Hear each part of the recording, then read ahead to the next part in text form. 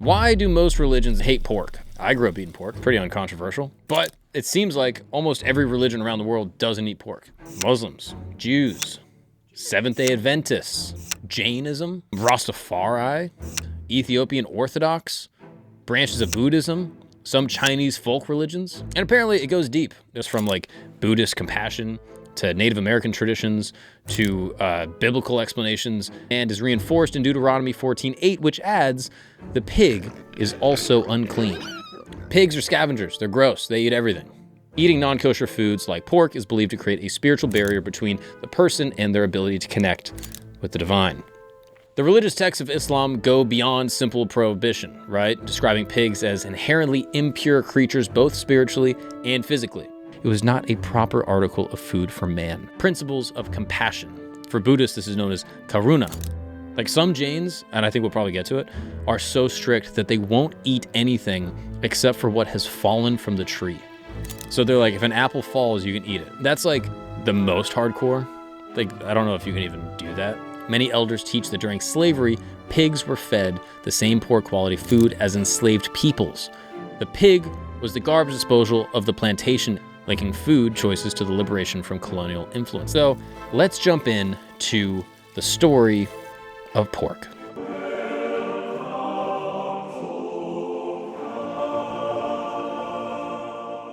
What's up, people, and welcome back to Religion Camp. That's right, this is a show where I sit in this beautiful tent and explore the most fascinating, interesting, controversial stories and myths from all religions, from around the world, from all times.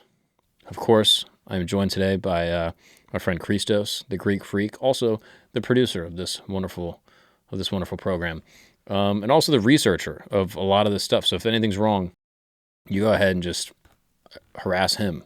I'll put his personal information, his phone number, and his address, and his family's address if you're willing and interested in, putting some type of religious, I guess you could say, restitution. Hex. A hex, maybe. And also my friend Jesus did a lot of the research on this, so I'm going to be learning along with y'all, okay? And this is a great question. The question that is posed in the title of this video is probably the reason why you clicked it. Why do most religions, it seems like, hate pork? It's a good question, right? Christos, have you ever thought about this? Like in Greece, Eastern Orthodox, like Greek Orthodox, you guys eat pork. We do. I grew up eating pork. Yep. Pretty uncontroversial, you know? But it seems like almost every religion around the world doesn't eat pork. I mean, just name one off the top of your head. Muslims, Jews, Seventh-day Adventists, Jainism. You ever heard of Jainism? I've not heard of Jainism. This is a religion that's found in India and South Asia. Rastafari, Ethiopian Orthodox, branches of Buddhism, some Chinese folk religions. You're telling me the Rastafarians have munchies and they don't eat pork? Nope. It's crazy. No pork allowed. Crazy. So, what is the reason for this? Seems like an interesting, again, on this show, we like to explore and appreciate all religions. If you're looking for some type of atheistic takedown, it's not the show for you, all right? I think that many religions around the world have something to contribute, whether big or small. And if all of them are saying something, then there might be something to it. So the pig, why does everyone hate the pig?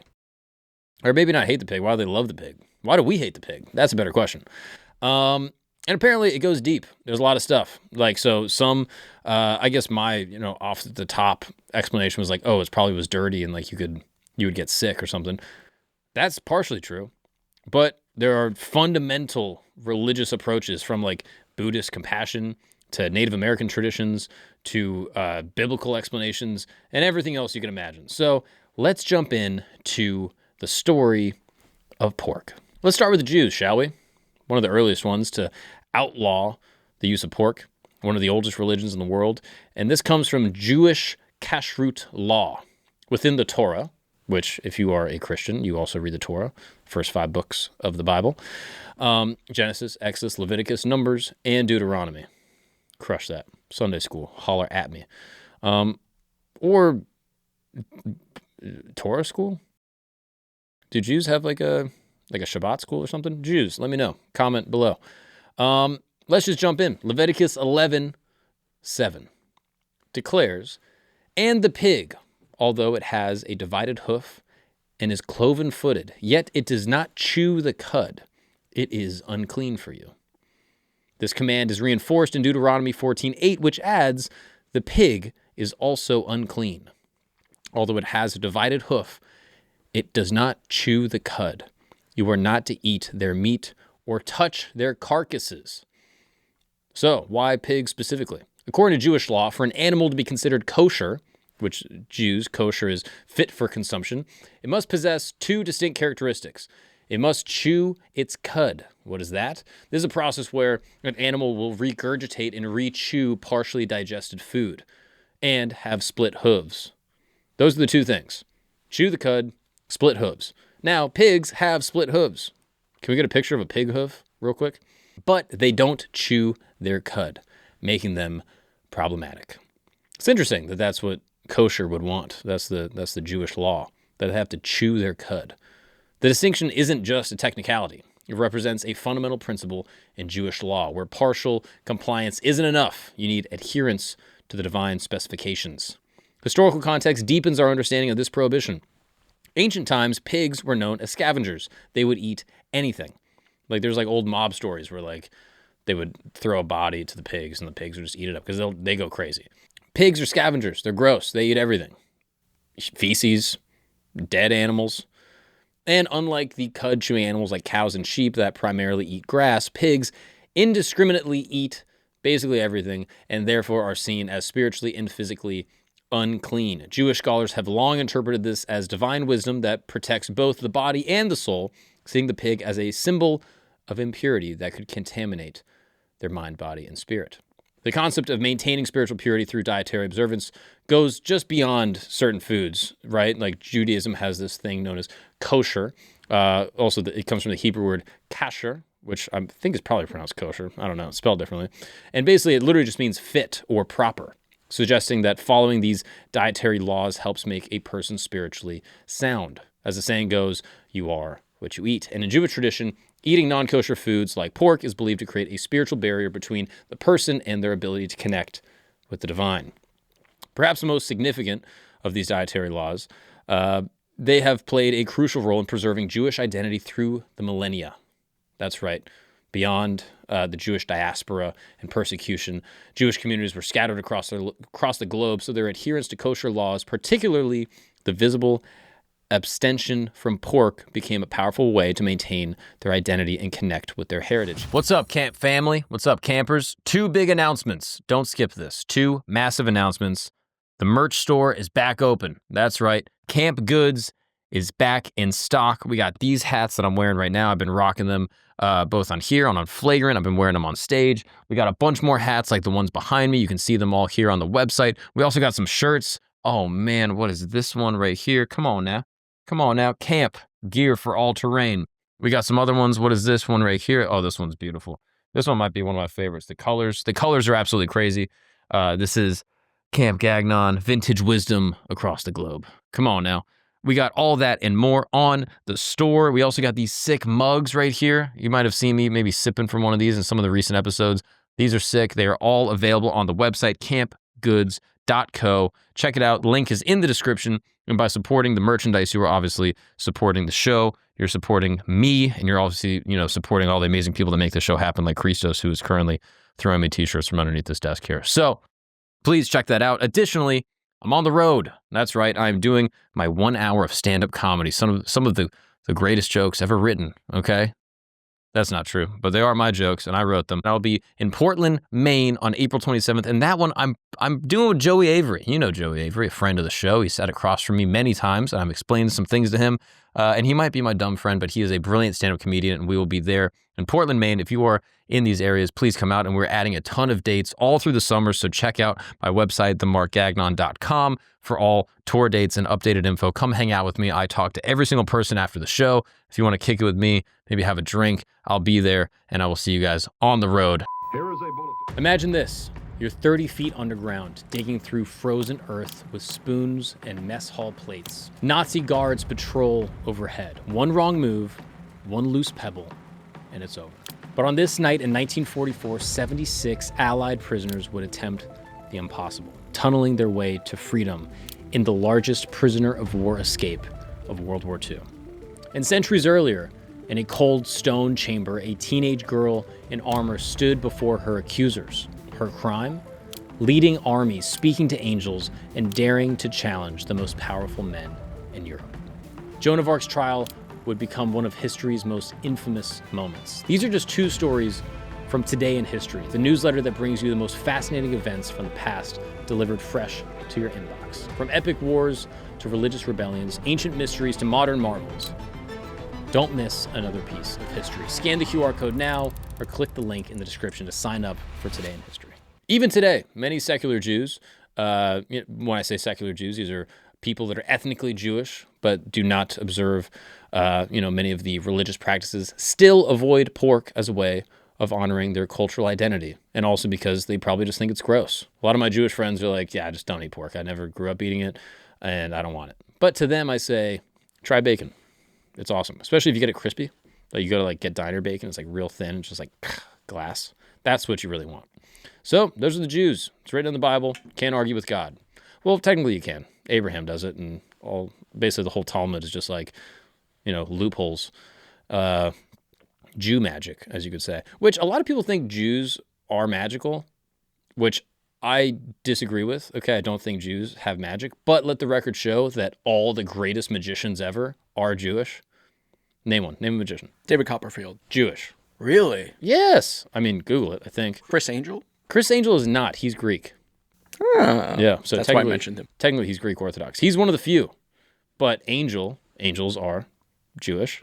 So I think he's technically would fall under the subset. David Copperfield Jewish, right? David Copperfield is very Jewish. David Blaine, Jewish. So Jews obviously don't have Jew magic, but a lot of magicians are Jewish. Just something to think about. Anyway, let's move on to another one, shall we? Islam, the halal dietary laws. So why don't my Muslim friends eat pork? And again, I'm not Muslim, so I don't know specifically. This is just what Christos and Jesus have kind of found on the internet. So any Muslims listening, happy Ramadan Mubarak, and let me know if I get any of this wrong, all right? Let's dive in. The answer lies in Islam's clear and unequivocal position on pork consumption. The Quran, the Islam's holy book, explicitly prohibits pork in multiple verses. One of the most direct statements appears in the Surah al-Baqarah, which declares, "He has only forbidden you dead meat, blood, the flesh of swine, and that on which any other name has been invoked besides that of Allah." This prohibition is so important that it's repeated 3 other places in the Quran, emphasizing its significance in Islamic law. The religious texts of Islam go beyond simple prohibition, right? Describing pigs as inherently impure creatures, both spiritually and physically. In Muslim tradition, pigs are considered najis, which is ritually unclean, a status that extends beyond just their flesh to include their entire being. This is elaborated in various hadith, which, again, if you don't know what the hadith is, this is the recorded sayings and actions of the Prophet Muhammad, peace be upon him, where pigs are described as creatures that shouldn't even be kept or raised except under specific circumstances. The Quran states in Surah Al-An'am, I think I said that right, "Say, I do not find within that which was revealed to me anything forbidden to one who would eat it, unless it be dead animal, or blood spilled out, or the flesh of swine, for indeed it's impure." A unique aspect of Islamic dietary law is the belief that Allah's wisdom in prohibiting pork extends beyond human comprehension. While modern science might discover, certain health-related reasons for avoiding pork, specifically back in the old days, Islamic scholars emphasize that the divine prohibition isn't solely based on health concerns. As stated in the Hadith collection of Sahih al-Bukhari, Allah and his messengers know best, suggesting that there are deeper spiritual reasons for the prohibition that humans might not fully understand. The historical connection to Prophet Muhammad's teachings about pure food forms another crucial layer of understanding. The Prophet emphasized the importance of consuming not just physically clean food, but spiritually pure food as well. In one famous hadith, he stated, "O people, Allah is pure and accepts only which is pure." This teaching establishes a fundamental principle in Islamic dietary law. that what Muslims consume should be both physically and spiritually clean, a standard that pork, according to Islamic teaching, fails to meet. In Islamic tradition, there's a strong association between pork consumption and moral corruption and spiritual contamination. Many Islamic scholars point to Surah al-Ma'idah, al-Ma'idah, I think I pronounced that correct, where those who incur Allah's anger were transformed into apes and pigs as punishment, suggesting a symbolic connection between pigs and spiritual degradation. This belief has created a deep-rooted culture and spiritual aversion to pork in Muslim communities worldwide. So there you go. That's Islam. It's written in the Quran. It's reiterated in the Hadiths. That's all you need. Don't argue with Allah. But what about Christianity? We got a couple Christian sects of the great faith of Jesus Christ that prohibits pork consumption. Maybe the most infamous, perhaps, is the Ethiopian Orthodox Church. And this is significant because it is one of the oldest branches of Christianity. So let's dive in, shall we? The Ethiopian Orthodox Church, one of the oldest, if not the oldest, Christian churches in the world, maintains many Old Testament dietary laws, including the prohibition of pork. The practice finds its biblical foundation in the same passages observed by Judaism, Leviticus 11, verses 7 and 8. The continuation of Jewish dietary customs in Ethiopian Christianity has historical roots tracing back to the ancient kingdom of Aksum. Unlike other Christian denominations that interpret Peter's visions in Acts 10 as abolishing dietary restrictions, Ethiopian churches maintain these practices as a part of their unique spiritual heritage. The Ethiopian Orthodox Tawahedo Church views these dietary laws not as mere regulations, but as spiritual disciplines that connect modern believers to the ancient faith of Israel. The perspective is reinforced by their interpretation of Acts 15, which advises early Christians to, quote, abstain from food sacrifices to idols, from blood, from the meat of strangled animals. That's actually, I feel like, a good justification for like vegetarianism. You know what I mean? Because we all know that the animals that we're eating are not loved. You know what I mean? A lot of them probably are not having a great time towards the end. So if you are a biblically adherent Christian, check out Acts 15. Maybe that'll challenge you a little bit. One of the most fascinating aspects of Ethiopian Christianity's dietary laws is their connection to the historical narrative of Queen Sheba. Sheba. According to Ethiopian tradition, recorded in the Kebra Nagast, this is the Glory of Kings, when the Queen of Sheba visited King Solomon, as described in 1 Kings 10, she not only embraced his wisdom, but also adopted Jewish religious practices, including the dietary laws. The text states that upon her return to Ethiopia, she established these practices as a part of the kingdom's religious observance, again, creating a direct line between the ancient Israeli practices and Ethiopian Christianity. The Ethiopian church maintains these food restrictions as a way of preserving biblical purity, again, viewing dietary observance as a physical expression of spiritual devotion. Similar to Judaism and Islam. This is reflected in the interpretation of Daniel chapter 1, verses 8 through 16, where Daniel and his companions refused to eat the king's food to maintain their religious purity. Ethiopian Orthodox Christians see their dietary practices as a similar act of spiritual dedication, believing that what enters the body affects the soul. The church teaches that these restrictions help believers maintain a state of spiritual readiness for prayer and communion with God. These dietary laws have become deeply ingrained within the Ethiopian identity. The practice of avoiding pork and other biblically unclean foods has become more than just a religious obligation. It is a fundamental part of Ethiopian Christian heritage. This integration is so complete that even during periods of modernization and outside influence, these dietary practices have remained steadfast. As one Ethiopian Orthodox scholar noted, quote, our dietary laws remind us daily of our unique calling as keepers of an ancient Christian tradition that bridges the Old and the New Testaments. Well, there you go. So some Christians don't do pork either. And furthermore, there are actually Christians that I know here in America, known as Seventh-day Adventists. Do you know any Seventh-day Adventists? I do. Apparently they don't do pork either. They also don't do, what, like birthdays? Maybe I'm thinking of Jehovah's Witnesses. No, Seventh-day Adventists do a lot of church time, though. They do a lot of what? Church time. Oh, like they go to church a lot. Yeah. Yeah, they're hardcore. My Seventh-day Adventist friends are about it. Same. And they don't do pork. Seventh-day Adventist Church offers a unique perspective by, again, interpreting these biblical dietary restrictions through a lens of holistic health and wellness. They adhere to the Old Testament dietary laws that we've seen in the Torah, also the Ethiopian church. But it's not just about this religious observance. It's viewed as divine guidance for optimal health. Again, it goes back to Leviticus. The church's interpretation of pork prohibition as divine wisdom for physical well-being was significantly influenced by one of its founding leaders, Ellen G. White. In her seminal work, Counsels on Diet and Foods, written in 1938, White wrote, "Pork, although one of the most common articles of diet, is one of the most injurious. God did not prohibit the Hebrews from eating swine's flesh merely to show his authority, but because it was not a proper article of food for man." This perspective aligns with 1 Corinthians chapter 6, verses 19 and 20, which states, "Do you not know that your bodies are temples of the Holy Spirit? Therefore honor God with your bodies." Ellen G. White's teachings on clean and unclean meats went beyond simple prohibition. She extensively wrote about the connection between diet and health, often citing scientific discoveries that were ahead of her time. Her writings emphasize Daniel chapter 1, which we've read before. And she says that Daniel and his companions, when they denied the king's meal, proved healthier. That's right. At the end of the 10 days, they looked healthier and better nourished than any of the young men who ate the royal foods. The biblical account serves as a cornerstone for Adventist dietary principles, demonstrating the practical benefits of following divine dietary guidance.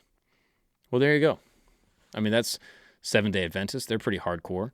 The Seventh-day Adventist Church also teaches that physical and spiritual health are inseparable, just like many of the other traditions that we looked at. They point to the third book of John, chapter 1, verse 2, which states, "Dear friend, I pray that you may enjoy good health and that all may go well with you, even as your soul is getting along well." The church interprets this verse as evidence that God cares about both the physical and the spiritual. They view dietary choices not just as matters of health, but as spiritual decisions that affect one's ability to serve God. I like that the Bible has letters. There's lots of nice letters in the Bible. It's like, "Dear group of people, let's talk." Writing to churches and stuff. It's kind of nice. It's also worth noting that Adventists, Seventh-day Adventists, have a huge health-focused interpretation that goes on, even in their secular lives. It's kind of wild, right? Like, you can look at Adventist health studies. Like, in my hometown, there was like a big Adventist health hospital. Like, do they have those where you grew up? Mm-mm. Like, in Florida, there was Adventist health. It was like a massive hospital, medical establishment. So they fund it? I think so, yeah. Wow. And all people go there. It's just oh yeah, Adventist health, down the block. It's just a hospital. But I guess it makes sense if they're super concerned with spiritual and physical well-being. Yeah, that checks out. So the Loma Linda University showed that Adventists who follow these dietary principles tend to live longer, healthier lives. They point to Isaiah 55, which says, "Why spend money on what is not bread and your labor on what does not satisfy?" This is a biblical foundation for making wise dietary choices. So there you go. If you ever go to an Adventist hospital, you can trust that these people are, about that life. So that gets us through a lot of the Abrahamic religions. So as you can see, Judaism, Islam, Christianity, they all adhere to the Quran, to the Torah, to the Bible as their fundamental reason for abstaining from sweet, delicious bacon. But Jains are a little different. At the core of Jainism, which again is one of the world's oldest religions, they have this principle of ahimsa, which is this principle of nonviolence. This extends far beyond just avoiding pork, but encompasses respect for all living beings. As stated in the Acharanga Sutra, one of the Jains' oldest texts, it says, "All beings are fond of life. They like pleasure, hate pain, shun destruction. Like life, long to live. To all life is dear." That's beautiful. This fundamental teaching establishes the foundation for Jains' strict vegetarian dietary laws. Jains are the most hardcore dietary religious people I've ever met in my life. My friend that I went to college with, we'd all go eat in the cafeteria and he'd be like, "I can't." Some Jains, and I think we'll probably get to it, are so strict that they won't eat anything except for what has fallen from the tree. I was just about to mention that. You pluck plants that are living. Exactly. So they're if an apple falls, you can eat it. That's the most hardcore. I don't know if you can even do that. I mean, I'm sure there's some Jains that are listening, probably starving, and they're super hardcore. So they have like different ideas around like root vegetables, which I'll explain in a second. This is built on this belief, like we said, nonviolence, minimizing harm to all living things. It's actually exemplified in the Tattvartha Sutra, which declares, quote, "The function of property is to benefit living beings. To use it otherwise is wrong." So this goes on to dietary choices, where even the cultivation of root vegetables is avoided because harvesting them kills the entire plant. It's elaborated, a person who wishes to practice Dharma should not cause harm, even to the smallest living being.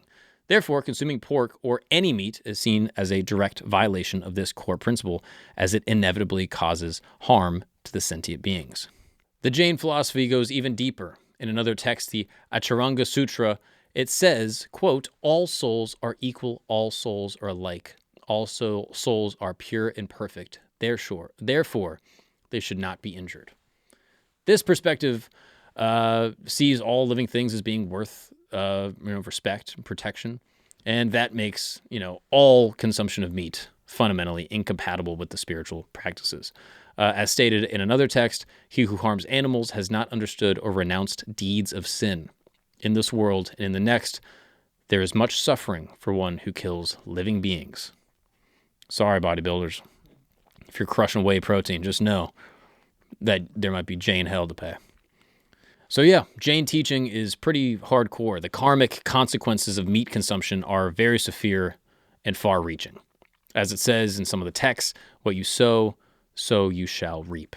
Emphasizing that causing harm to animals creates negative karma that impedes spiritual progress. The text further explains that consuming meat not only creates new negative karma, but also binds one to the cycle of birth and death. This view is reinforced in the Acharanga Sutra, which claims those who kill animals for food will be killed in their next lives by their victims. Dang. So you go to Chick-fil-A, you eat some chicken, next life, you're going to get killed by that chicken. Whoa. That is a lot, and I've eaten a lot of meat. Can you imagine a pig killing someone? Yeah, easily. Yeah, have you seen They're pigs so cute. eat? Look at their tail. No. Pigs will absolutely destroy you. I'm telling you. Like, if you just went into like a pig sty or like a pig pen, just you now, if you think you're undesirable, go in there and you will be chewed alive. I'm telling you, like 2 pigs would probably take you out in like an afternoon. So this belief in karmic retribution has helped maintain Jainism's strict vegetarian traditions for thousands of years, making the consumption of pork or any meat unthinkable for the devout Jains. If you're like me, you probably read a news story and you're like, this is crazy. What is the truth about this? Is this a partisan spin? Is this funded by some media company or some country by their state-sponsored media to try to warp my brain? I genuinely read news articles now with so much skepticism because I have no idea if this is from the right or the left and what the agenda is and why it's being presented in front of me. And that is why I follow and support Ground News. That's right. So even before I started working with this company on the podcast, I've been following them on Instagram because I just thought they gave a very, very great, unbiased, nonpartisan approach to media. It's awesome. Basically, you're going to get a headline and they will show you sort of the different media splits as it comes to understanding the story. They will compare the reporting from different outlets across the political spectrum in one place to show you how the framing and word choice can affect our understanding of a story. I mean, here's a story that my mom sent me from a couple months ago. Robberies, assaults surge in Central Park, leaving New Yorkers and NYC tourists terrified. What is the purpose of this story? Who is writing it? Where is it coming from? Now I can go to Ground News, read this headline, and be able to make an assessment as to whether or not this is predominantly being reported by the right wing or by the left wing and make some type of deduction like, oh, this is actually being used, as some sort of political apparatus. So if you're like me, if you're a truth seeker, if you're trying to find unbiased news, I would absolutely recommend Ground News. It is completely independent, nonpartisan, subscriber funded. It allows readers to think critically about the world around them, and it doesn't tell them what to think, but instead lets them think for themselves. And ultimately, it avoids misinformation and tries to heal polarization within our country, which I think is absolutely amazing. So don't let misinformation and sensationalism influence how you think. Save a massive 40% on Ground News's top tier Vantage plan with my link ground.news/gagnon, Gagnon, or scan my QR code right here, or go to the description and click on the link. This unlocks access to all of their news analysis features, something that I think is, super important to have. Yeah, make decisions based on facts, not spin this November. Check them out. Here is a bulletin. In a secret CIA facility, doctors administered mysterious substances to unwitting Americans. Their goal? Mind control. The year was 1973, and as agents frantically burned thousands of documents, Project MK Ultra's darkest secrets nearly vanished into smoke. Now step back to Friday the 13th, 1314. The Grand Master of history's most powerful military order kneels before the flames. As the fire rises, Jacques de Molay, last leader of the Knights Templar, utters a curse so chilling that when both the French king and Pope die within the year, whispers of dark prophecy spread across Europe. Now, these aren't crazy conspiracy theories or something you read in, some fan fiction. These are real historical events you'll discover in Today in History, the newsletter that uncovers the strange, shocking, and sublime moments that shape our world. Get your daily dose of mind-bending history, scan the QR code, or click the link below to join Today in History. Now, while we're on some Eastern philosophy, let's go to some branches of Buddhism. Yeah, that's right.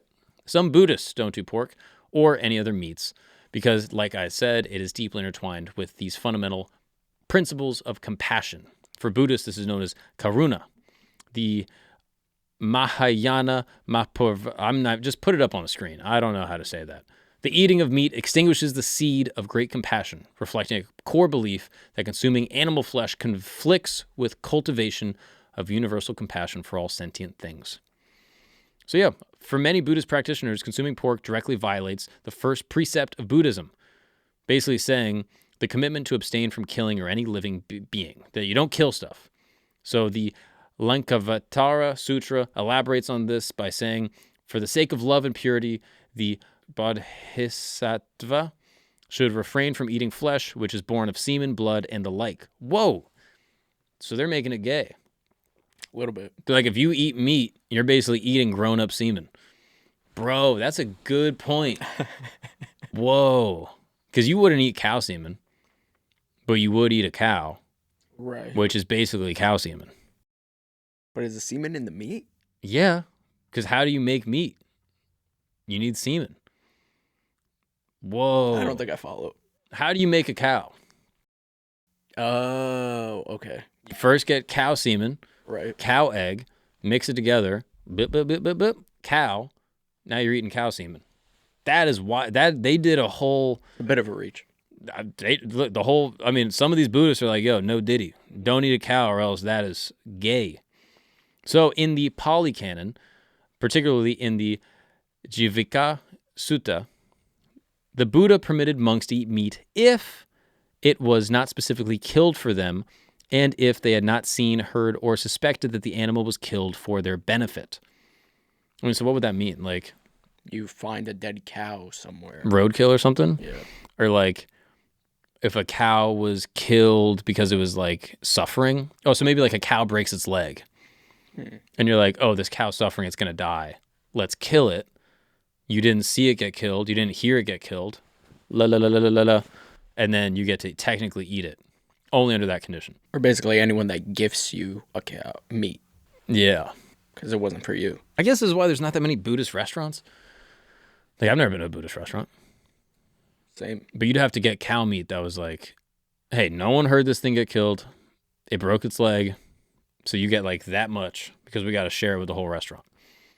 Now, later Buddhist teachers, particularly in the Mahayana tradition, interpret these guidelines more strictly. So the Buddhist master Emperor Wu of Liang, who lived around 464 AD, wrote, the consumption of meat diminishes the seed of compassion. So, kind of reiterating one of the earlier Buddhist texts that we had just read. The connection between dietary choices and spiritual cultivation in Buddhism extends beyond the rules of food. They say that eating the flesh of being increases the karma of killing, much like the Jains. Many Buddhist practitioners believe that consuming pork and other meats generates negative karma that you got to deal with in your next life. Dang. Now, interpretations of these teachings vary significantly across Buddhist traditions. Some Buddhists, particularly in East Asia, avoid pork and other meats. Some Tibetan Buddhists permit meat consumption due to the geographical and historical circumstances. The 14th Dalai Lama has addressed this adversity, noting that while vegetarianism is admirable, it's not mandatory for all Buddhists. This reflects Buddhism's adaptability to different cultural contexts. So that's kind of nice. The Buddhists are like reasonable about it. Like, hey, you just, if you need to, you can. It doesn't mean you're gonna get killed by a pig later.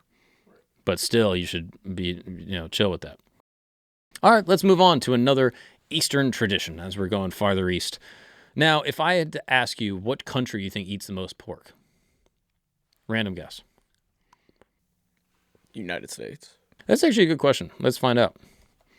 Which country eats the most pork per capita? Because I think that's a good distinction. Wow. Hong Kong eats the most pork per capita in the world. 121 pounds per person each year. Whoa. So what if I told you that some Chinese folk religions don't eat pork? That'd be news. Yeah. But it's true.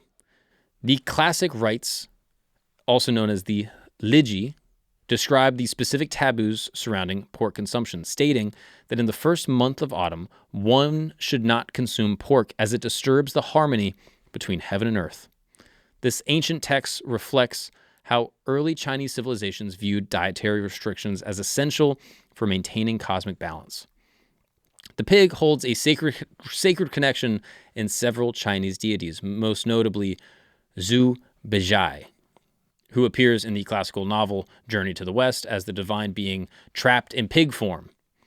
The classic of mountains and seas, known as Shan Hai Jing, describes how certain mountain spirits take the form of pigs, suggesting that these animals serve as bridges between the mortal and spiritual realms. The duality of pigs, both as sacred and profane, has led to complex rules about when and how pork can be consumed. So that's interesting. That's different than the Abrahamic religions. It seems like the Abrahamics are a little bit like, hey, pigs are impure. They just eat anything. They don't chew their cud, so don't eat them. Whereas like some of these Chinese folk religions are like, hey, pigs are actually so divine and they are a connection to these gods who embody the pig form that we got to actually respect them for that reason. Traditional beliefs around ritual purity in Chinese folk religion place significant emphasis on the proper handling and consumption of pork. Now, this is something known as the Huangdi Neijing, the Yellow Emperor's Inner Canon. Why is it that color? I don't know. I'm just saying what it is. There is no joke here. I have respect for the Chinese people. This warns that improperly preparing pork can disturb one's qi, the vital energy, and affects spiritual clarity. So during important ceremonies, particularly those honoring ancestors or celestial deities, specific guidelines dictate how pork should be prepared and presented. So the Book of Rites, that thing I was just talking about before, that emphasizes that when making offerings, the purity of the sacrifice is more important than the quantity, highlighting how spiritual significance of pork transcends its material value. Again, there's seasonal restrictions on pork consumption that follow the Chinese lunar calendar. So with specific prohibitions during key festivals and observance, the Ghost Festival, many communities avoid pork consumption, believing that the strong smell might attract hungry ghosts. The Annals of Spring and Autumn records how different seasons have different dietary observations, with pork restrictions being particularly stringent during transitional periods between seasons when the spiritual and physical worlds are believed to be closely connected. So there you go. If you tune into this episode being like, oh, for sure the Chinese eat a lot of pigs, technically you're right. But there are some Chinese folk religion adherents that refuse to do it. Now let's switch it up and go someplace completely different. We're going to the island of Jamaica, and we're going to look at the Rastafari. Rastafarian tradition interprets the biblical dietary laws uniquely, blending African spirituality with Judeo-Christian teachings. Again, I didn't grow up Rastafarian. I don't know a ton about it, to be honest with you. We should do an episode on Rastafarianism because that sounds fascinating. But Rastafari will draw on Leviticus 11, which again, as we've seen in Judaism, as well as Ethiopian texts, that the pig is unclean. So Rastafarians have developed this distinct African-centered understanding around this ancient prohibition. Leonard Howell, one of the early leaders of the Rastafari movement taught that these biblical laws were originally African wisdom, preserved through the Hebrew scriptures, emphasizing how these dietary restrictions serve as a path to spiritual liberation and cultural resistance. That's so interesting. Can you look up if Rastafaris eat pork? That is like news to me. I'm so surprised by this. I don't know why. I just assume like, yeah, a little oxtail, a little beef patty. No, Rastafarians do not eat pork. They follow a strict diet called, what we will find out soon, is Ital. Wow, that's fascinating. The Rastafari movement places profound emphasis on the connection between food and spiritual consciousness, known as livity.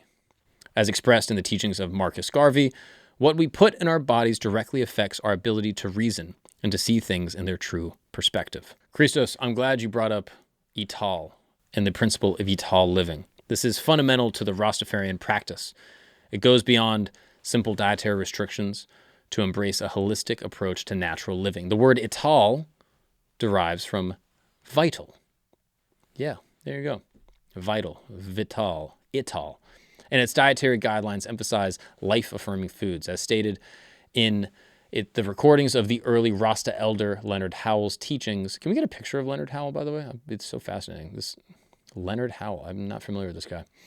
He says that the food of earth must be pure, as Jah created it, untouched by Babylon systems. Wow, Leonard Howell. Handsome guy. Good hairline, too. The philosophy views pork not as merely as unclean meat, but as a symbol of spiritual and physical degradation. Rastafarians associate pork consumption with colonial oppression and historical trauma. Many elders teach that during slavery, pigs were fed the same poor quality food as enslaved peoples, making them carriers of physical and spiritual pollution. As noted in the writings of Mortimo Plano, a significant Rastafari elder, the pig was the garbage disposal of the plantation, and to eat of it is to eat of the system of downpression. This historical context adds to the layer of cultural resistance to the dietary prohibition, linking food choices to the liberation from colonial influence. That is fascinating. And because I feel like I knew that even just growing up, that barbecue is basically like food that slaves made good. Have you heard that before? I was taught that. I was taught that in school. Basically all the barbecue food that we eat, like pulled pork and Ribs. Brisket. Hot dogs, I think, are German.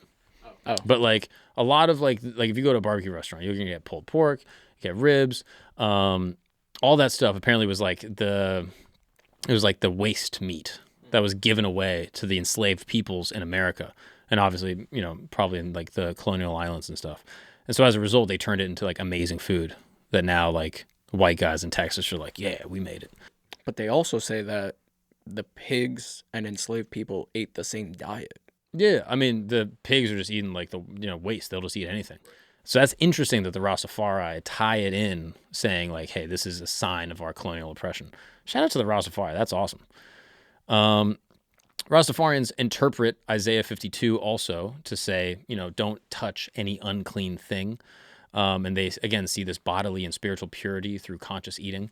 And so you have Rastafari figures like Leonard Howell and Marcus Garvey who emphasize that true spiritual elevation requires attention to what you put into your body. One traditional chant proclaims pure food, pure thoughts, Papa John's. No, pure food, pure thoughts, pure meditation brings eration to the nation. This holistic approach to food purity represents a radical reimagining of biblical dietary laws through the ends of African spirituality and post-colonial consciousness.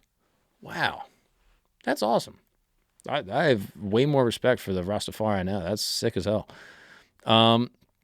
It doesn't just end there. We also got some Hindu sects that don't do it. So, if you haven't seen the Hindu episode, we did a whole episode on the different sects of Hinduism. Hopefully this lines up. Hindu philosophy, particularly as outlined in the Bhagavad Gita, foods are categorized into three fundamental qualities. You have the sattvic, which is pure, the rajasic, which is passionate, and the tamasic, which is impure.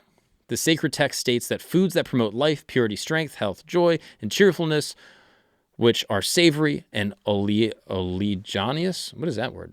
Look up what that means. Oleaginous. Substantial and agreeable are dear to the Sattvic people. Pork, along with other meat products, is traditionally classified as tamasic, believed to promote darkness and spiritual dullness. There's another text that elaborates, what you eat determines the quality of your mind, and the quality of your mind determines the quality of your thoughts. Again, the connection between food and spiritual consciousness is deeply embedded into Hindu spiritual practices. Wow, that's fascinating. Did you find out what that word means? Rich in, covered with, or producing oil, oily or greasy. Oh, wow. That's interesting. So again, some Hindus will also adopt this idea of ahimsa, which we found in the Jain tradition, which is this principle of nonviolence. Basically, this potentially has influenced some Hindu practices, which says that, ahimsa is the highest dharma. Many Hindu sects interpret this as divine mandate for vegetarianism, viewing the consumption of pork or any meat as a violation of this fundamental principle. And of course, there's regional and sectarian variations in pork prohibition that again reflects the vast diversity of the Indian cultural landscape. Now, while many North Indian Hindu communities maintain strict vegetarian diets, some Hindu communities in East India and Nepal have included pork in their diets. Many modern Hindu spiritual movements, such as the International Society for Krishna Consciousness, known as ISKCON, informally prohibited pork consumption, citing Vedic injunctions against meat eating. Wow, that's fascinating. So there you go. Some of the Hindus also, again, it seems like every religion sees food as the influence of your thoughts and your consciousness, and that what you consume becomes you in some capacity. So therefore, everything you consume needs to be pure, which I think is just a good lesson in general. I think all people can adopt that. While on the topic of Indians, we'd be remiss to not discuss the American Indian, aka the Native American. Some Native American tribes also hold pork in this unique position, even prior to European colonization. So the Black Elk, a renowned Oglala Lakota holy man, spoke of this in his teachings. So this is what Black Elk said. Our people lived from the natural foods of our lands. Each creature that sustained us held sacred meaning. The introduction of pork represents not just a new food source, but a departure from traditional relationships with the land and its creatures. Oh, that's interesting. Pigs are not indigenous to North America. Yep. Wow.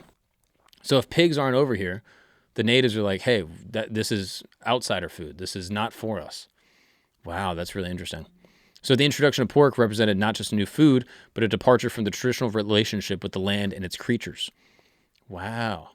Many tribal elders, such as those of the Navajo people, teach that pork lacks the spiritual connections that define traditional foods like buffalo, deer, and corn, which are embedded in creation stories and ceremonial practices. The spiritual connection between traditional foods and culture runs deep in Native American traditions. So, for example, the Hopi people, Hopi, they say, when we eat foods of our ancestors, we consume their wisdom and their strength, so we can only eat the food of our ancestors. If you eat someone else's food, you might be consuming the wisdom of their ancestors. Wow, that's really interesting.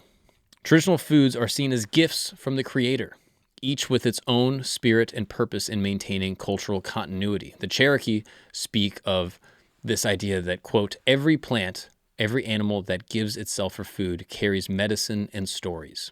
This worldview sees food not merely as sustenance, but as a link to ancestral knowledge. Native American spiritual traditions emphasize maintaining harmony with natural order through dietary practices. Lakota elder Luther Standing Bear taught that, quote, what we eat becomes part of our spirit, and our spirit must remain in balance with Mother Earth. This philosophy views food choices as sacred agreements with the land and its creatures. Wow. This makes a lot of sense, actually. If you're like, hey, we eat the food of our land and we absorb the wisdom of our elders and our ancestors that also ate the same food, we have to continue eating the food that is of our land. Wow, that makes a lot of sense. The integration of food choices with ceremonial practices remains central to Native American spiritual life. During the green corn ceremony, many southeastern tribes emphasize the consumption of traditional foods as a way of renewing spiritual connections. As documented in Pueblo tradition, each food offered in ceremony carries prayer to the spirit world.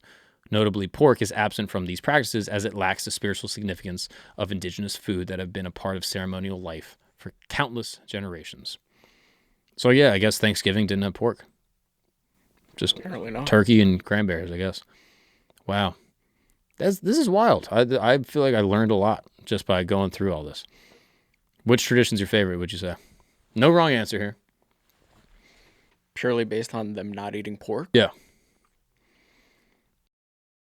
I don't want to get political, but the Native American one is the coolest. Yeah, being like, yo, we got our shit. Right. We eat ours. And you come over here with your freaking, Bojangles or whatever. It's like, no, we don't have Bojangles here. Yeah. We just eat. It's also not religious at all. Yeah, it's kind of like the Rastafari one, where it's like a little religious, but it's also like, yo, that's plantation shit. We don't do that. We are rising above it. Right. Which I think that's fire. Also, I love like Rastafari language. Like Gideon SideQuest, who was describing this. Like even in one of the Rastafari elders we were talking about, he says downpression Instead of impression? oppression. Oppression. Okay. That like words have meaning. So like you don't fall in love because falling is bad. You stand in love. You don't understand something because that means you're under it. You overstand. So even when he was writing, he's like, yo, we're not giving in to that downpression, because uppression sounds like it's up. No. It's downpression. They're pushing us down. So they changed language in a way that like fits what they're trying to communicate, which is kind of fun because you never say downpression. I guess maybe unless you're talking about like a weather system or something. But I think it's fascinating. I'll be honest. I like the Rastafari tradition. And all these people not eating pork, it kind of makes you wonder, like, yo, should I phase out pork? Mm-hmm. I don't know.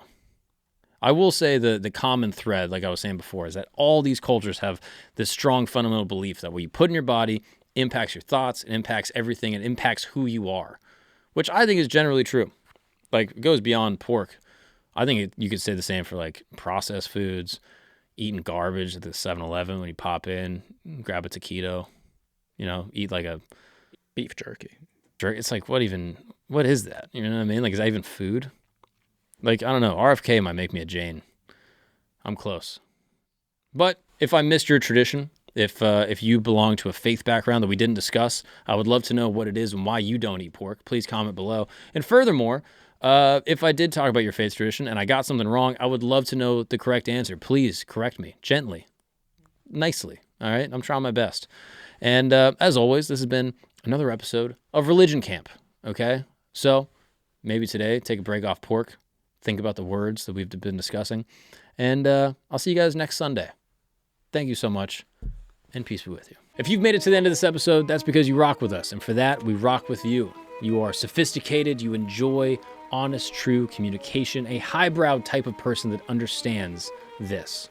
History is not just dates and names. It is a tapestry of human triumph and tragedy. From the day Nostradamus made his first prophecy to the morning Paul Revere took his midnight ride, from ancient oracles to modern revolutionaries. That is why I need you. If you have not already, please sign up for Today in History, our free newsletter. Today in History brings you the stories that matter, the moments that changed everything, and the secrets hidden in time. Join thousands of history enthusiasts who get their daily journey through time. Don't let another day of history pass you by. Take the conversation to your inbox. Sign up now through the QR code or link in the description. Today in History, because history's stories shape tomorrow's world. Thank you for watching the episode. We'll see you next time.